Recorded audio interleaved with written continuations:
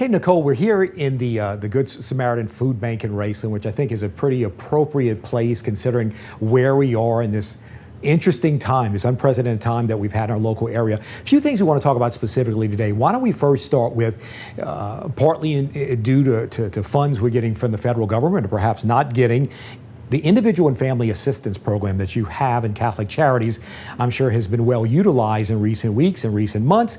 Perhaps things are about to change, and I know that is of some concern to some people. So why don't you kind of give us an update about where that program is and what it's providing to people in our local area right now? Absolutely.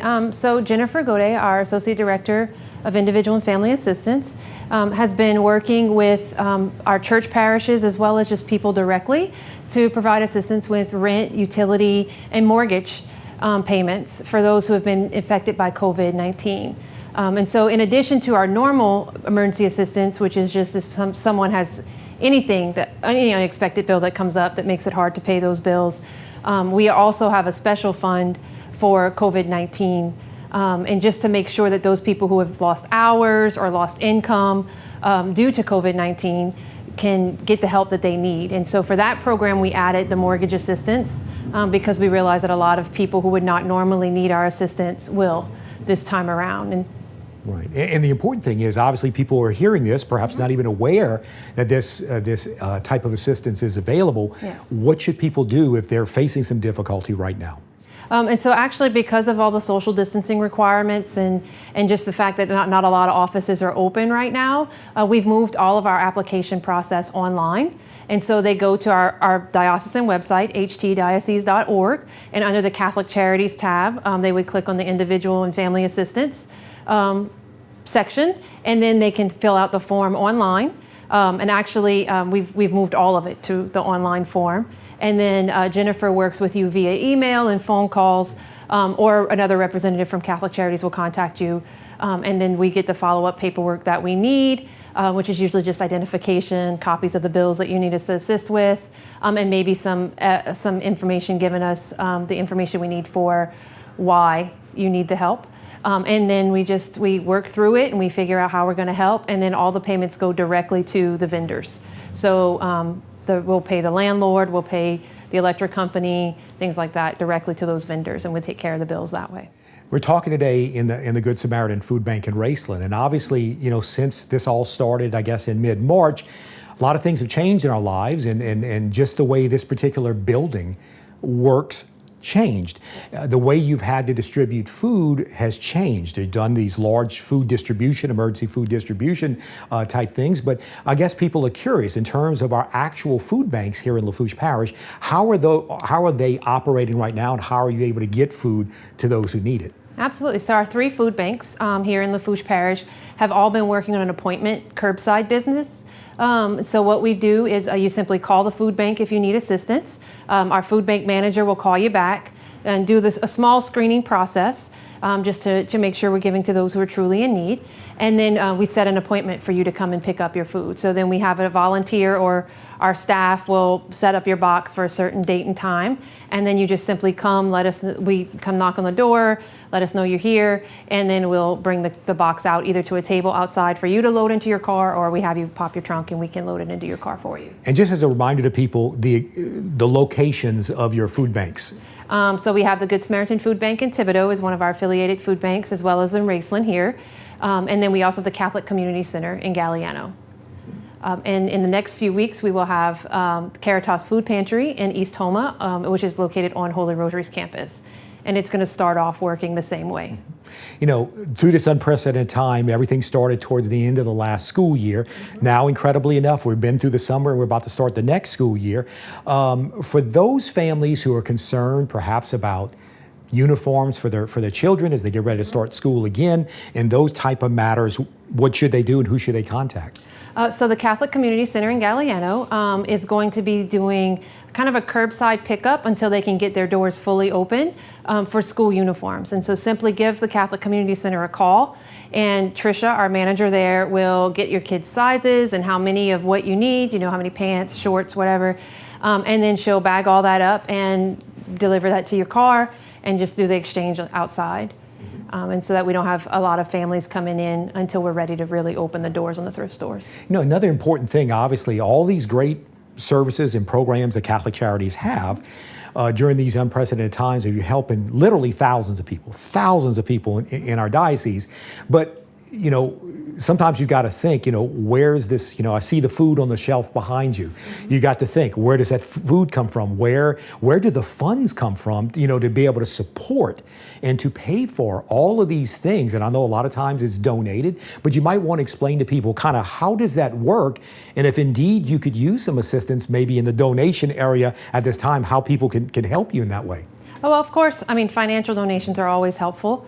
And so we actually have a donate portal on our website at htdiocese.org. And that's really helpful, and you can even tell us where exactly you want that money to go. So if you are just really passionate about the food bank in Thibodaux, you can direct it to the food bank in Thibodaux or Raceland or the Catholic Community Center. If you're really passionate about helping people with rent and mortgage and utilities, then you can simply do it that way as well, and just let us know where you want it to go. We also have all of our other programs are still running. Although with some adjustments, and so the same with those. That if you have you're passionate about a certain aspect of Catholic Charities and want to make sure your funds go there, you just simply tell us in that online portal. But we also the food banks are accepting food donations as we build up and as people need more assistance. We can always use a little help with that. And then the Catholic Community Center is also only accepting closed donations of school uniforms. We know that once we start accepting donations, we're going to be overwhelmed. So we want to make sure that we're getting what we need first. And so if anyone has any old school uniforms from last year, most people are pulling them out of their boxes and trying them on their kids, only to realize that they've grown more than they normally have over the summer, since it was such a long summer. But that we would gladly accept those and make sure that they can get to families who really need the help this year. One final thing I do want to ask you. You know, we in South Louisiana are proud people. That's part of our culture and our heritage. That's just how we are. And I think in times like this that have been clearly difficult for everyone involved, unprecedented is the word that everyone uses. It's hard for people who are facing some type of difficulty to ask for help. And maybe as one final word to those who are watching this, right, Nicole, that you can tell them, you know, sometimes it's okay. All of us got to go through times in our lives where we're going to need to reach out a hand, and hopefully that somebody can reach back to us. Talk a little bit about the importance of being okay with the fact that sometimes you just need to ask for help.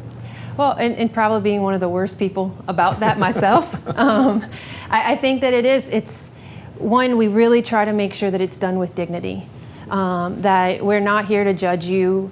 No one could have predicted this. No one could have figured out, like, this is what you needed. I mean, very few of us have 5 to 6 months of savings stored up. And so I think it's very, very important just to realize that this is a huge curveball that life has thrown us. And we're here to help, and these programs are made for a lot of those people who just don't have another option right now. It's something we really are passionate about, is making sure we help those people who typically help themselves. And so while all of our programs have very strict guidelines to make sure that we're not abusing the donations that we're given, and the money that we're given is going to the people who truly need it, we are very understanding that this particular disaster, pandemic, has made people who don't normally have to ask for help call and ask for help. And so I think actually some of the adjustments that we've had to make, like the appointment-based distributions instead of sitting in a waiting room, has actually helped with some of that, because it's a little more private now. Because our typical distributions, you sit in a waiting room, wait to get screened, and then we feed you. Whereas now everything's done via phone, and so then you don't have to go and sit in any waiting room to get the help you need. So there's that piece to it, that it's a little more private now because of those adjustments. But I think also, I mean, we're here to help each other, and sometimes we do need to just reach out. And I think this situation, we have a ton of people who want to help. And it's really hard for us as Catholic Charities to tell people we can't help you, but we really try. I know usually we kind of go from a no but. So if we can't help you in the way you're looking for, we're going to help you find some help. But I think also we want to give our donors a chance to help, and I think that we kind of serve as that go-between, so that our donors don't have to get into the specifics of it, but that also that we can maintain the confidentiality of the people who do come to us. And I think that that's a very important aspect of it is we're very adamant about the confidentiality, and we want to make sure that everyone walks out feeling dignity as they leave, because there's nothing more humbling than having to make that call and ask for help.